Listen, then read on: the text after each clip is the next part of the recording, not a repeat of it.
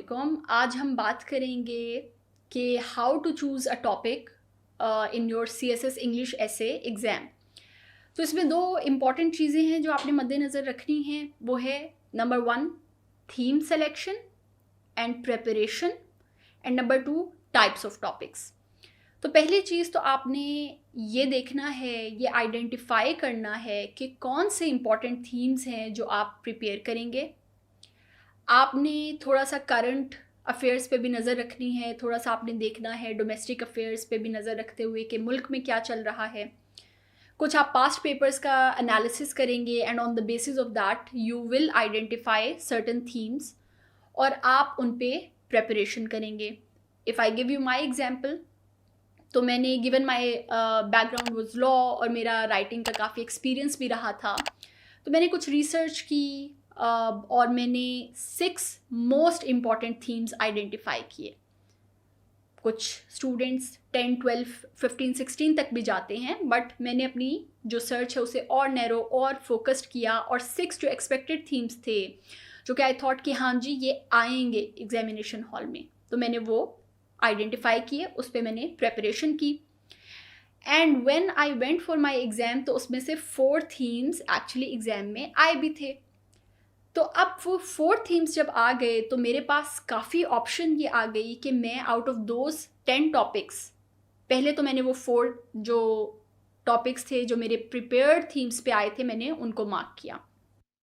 क्या आप घर बैठे किसी भी वक्त सीएसएस की तैयारी करना चाहते हैं? तो आज ही विजिट करें हमारी वेबसाइट, जहां आपको मिले बहुत सा मुफ्त स्टडी मटेरियल, कोर्सेज जो पूरा सिलेबस कवर करते हैं, रीसेंट टॉपर से गाइडेंस और बेशुमार वीडियो लेक्चर्स मुनासिब कीमत पर। तो आज ही आगाज करें अपने कामयाबी के सफर का। So this is exactly what you will also do कि आप प्रेपरेशन के साथ जाएंगे। आप आइडेंटिफिकेशन करने के बाद एक्सपेक्टेड थीम्स की, फिर आप प्रिपेयर करेंगे, फिर आप एग्ज़ाम में जाएंगे और अगर उनमें से सर्टन टॉपिक्स आ गए उन थीम्स में, सबसे पहले आप उन्हें मार्क करेंगे। फिर आती है सेकंड स्टेज। अब आपने जो 3-4 टॉपिक्स आइडेंटिफाई किए, शॉर्ट लिस्ट किए, अब आपने ये देखना है कि इनमें से क्या कोई टॉपिक डिस्क्रिप्टिव है या क्या कोई एक्सपोजिटरी टॉपिक है, आर्ग्यूमेंटेटिव है, लिटरेरी कोट है, कौन सा टॉपिक है। क्योंकि स्टूडेंट्स ये बहुत ज़रूरी है कि आप अगर CSS ऐसे में जा रहे हैं तो आप फिर रिस्की बेट्स अवॉइड करें।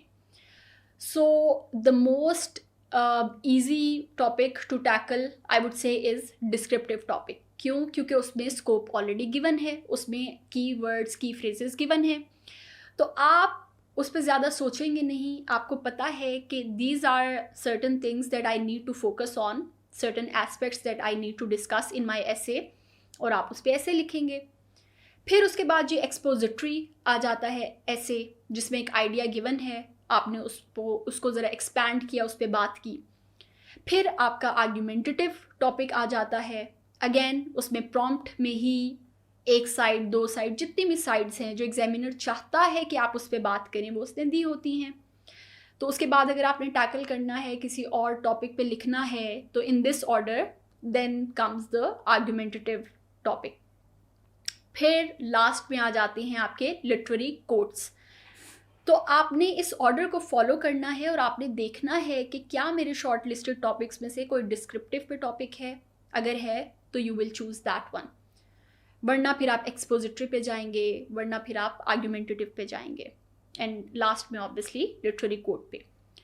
अब एक चीज़ जो मैं डिस्करेज करूँगी और जो मैं बच्चों को कहूँगी कि वो आप माइंड में रखें, वो ये है कि बाज़ औक़ात ऐसा होता है कि कुछ कोट्स या कुछ टॉपिक्स हमें तो ये लगता है कि शायद उनका ये मीनिंग है। On the face of it when we read the statement we feel कि ओके ठीक है, इसका शायद ये मतलब बनता है, और हम वैसे ही इंटरप्रेट करके आउटलाइन बना देते हैं और हम ऐसे लिख देते हैं। बट बहुत दफ़ा वो इंटरप्रिटेशन गलत होती है, क्योंकि उन कोट्स का, उन स्टेटमेंट्स का एक बैकग्राउंड होता है, उनका एक कॉन्टेक्स्ट होता है। If I give you an example, तो मेरे साल में एक टॉपिक आया, beware the barrenness of a busy life. अब दिखने में तो ये टॉपिक आसान है, समझ भी आती है, लेकिन अगर आपको ये नहीं पता कि ये सोक्रेट्स का कोट है और इसका मीनिंग क्या है, और अगर आप लिटरेचर मेजर नहीं हैं या अगर आपको एक्सपीरियंस नहीं है इस तरह के टॉपिक्स पे लिखने का, then I will strongly recommend that you don't attempt this topic, क्योंकि इस पे डेटा, एग्जाम्पल्स, फैक्ट्स, फिगर्स वो देना will be very difficult. If I give you another example, तो एक पुराने सालों में एक टॉपिक आया, फ्रेल्टी ताई नेम इज़ विमेन। अब on the face of it तो इसका एक सर्टेन मीनिंग नज़र में आता है, लेकिन ये कोट जो बच्चे लिटरेचर के स्टूडेंट्स रहे हैं उन्हें पता होगा कि ये शेक्सपियर का कोट है जो कि हैमलेट से लिया गया, और इसका एक सर्टेन कॉन्टेक्स्ट है। तो अनलेस आपको वो कॉन्टेक्स्ट पता हो, अनलेस आपको वो हिस्टोरिकल बैकग्राउंड हो, फिर तो आप अटेम्प्ट करें इस तरह के टॉपिक्स पे, अदरवाइज़ आप नहीं अटेम्प्ट करें ऐसे टॉपिक्स। तो ये कुछ चीज़ें हैं जिनका ख्याल रखना है। अब जो थर्ड चीज़ जो आ जाएगी वो ये कि गॉड फॉरबिड आप गए एग्ज़ाम देने और कोई भी ऐसा टॉपिक ना आया कि जो आपने प्रिपेयर किया है।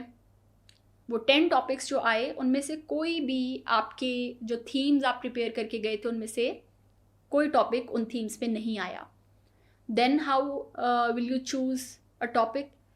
फिर आप ये करेंगे कि आप अपनी ऑप्शनल सब्जेक्ट्स की बेसिस पे and on the basis of your knowledge आप चूज़ करेंगे कोई एक टॉपिक। फॉर एग्ज़ाम्पल, अगर आपका जेंडर स्टडीज़ का ऑप्शन आपने रखा था और टॉपिक वहाँ पे कोई विमेन रिलेटेड आया हुआ है, तो you will have enough data, facts, figures and arguments from your gender studies course कि आप वो यहाँ पे ये टॉपिक अटेम्प्ट कर लें। अगर आपने ऑप्शनल्स में इकोनॉमिक्स का सब्जेक्ट रखा है तो फिर आप इकोनॉमी रिलेटेड कोई टॉपिक चूज़ कर सकते हैं। अगर आपने इंटरनेशनल रिलेशंस रखा हुआ है तो फिर आप कोई भी जो करंट अफेयर्स रिलेटेड, जो मुल्क में या इंटरनेशनल एरिना पे जो इवेंट्स चल रहे हैं उनसे रिलेटेड अगर कोई टॉपिक आया है तो फिर आप उस पर लिख सकते हैं। तो आपने अपने नॉलेज को, अपने बैकग्राउंड को मद्देनज़र रखते हुए टॉपिक सेलेक्ट करना है, और हर बच्चे का जो सिलेक्शन क्राइटेरिया है विल बी वेरी डिफरेंट। क्यों? क्योंकि हर एक का बैकग्राउंड डिफरेंट है, हर एक की नॉलेज बेस डिफरेंट है। I being a law major will be comfortable with certain types of topics. कोई और बच्चा जो शायद अगर इंजीनियरिंग बैकग्राउंड का है या लेट्स सपोज इकोनॉमिक्स बैकग्राउंड का है, तो मे बी वो कंफर्टेबल हूँ सर्टन टॉपिक्स के साथ। तो ये आपने खुद डिसाइड करना है, ये आपकी डिस्क्रेशन है। आपको पता है कि कौन से थीम्स आप प्रिपेयर करके गए, आपको पता है कि आपके ऑप्शनल सब्जेक्ट्स क्या हैं, आपको पता है कि कौन से टाइप्स ऑफ टॉपिक्स पे मेरी कमांड है। और फिर हर साल चूँकि थीम्स बदलेंगे, हर साल टॉपिक्स बड़े डिफरेंट आते हैं, तो on the basis of that you will have to tackle this thing very smartly. और आपने उसी 3 घंटे में बहुत स्मार्ट तरीके से वो जो 10 टॉपिक्स आए होंगे उनको, उनमें से किसी एक को सेलेक्ट करना है। क्राइटेरिया हमने आपको बता दिया, बट अगेन ये हर स्टूडेंट की एक अपनी डिस्क्रेशन होगी, हर स्टूडेंट का एक ये अपना इंडिविजुअल एक असेसमेंट की बेसिस पे वो सेलेक्ट करेंगे। So these are some things that you need to keep in mind, and yes, good luck, अल्लाह हाफिज़।